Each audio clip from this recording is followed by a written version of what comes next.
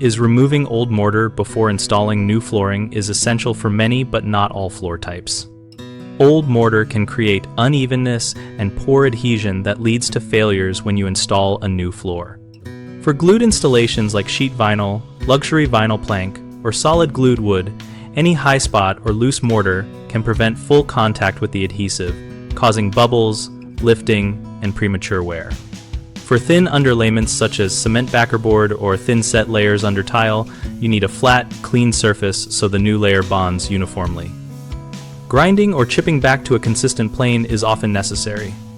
With floating floors that use a thick underlayment and click systems, small mortar remnants are less likely to cause structural issues, but they can still create telegraphing where bumps show through the finished surface, so flattening low-profile ridges is good practice. Use a combination of mechanical methods to remove mortar. Angle grinders with diamond cup wheels for heavy removal, floor grinders for large areas, pneumatic chisels for localized spots, and manual scraping for corners and edges.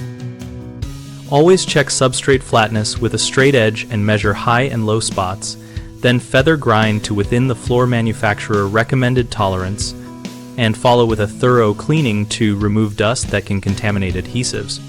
3 common mistakes are underestimating how uneven the old mortar is, using the wrong removal tool, and skipping final flattening and cleaning. People often assume small bumps will not matter, and then adhesives fail.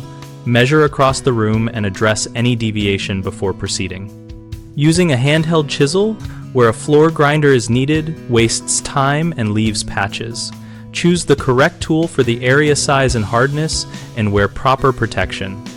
And teams sometimes neglect vacuuming and wiping after grinding, leaving fine dust that impairs bond.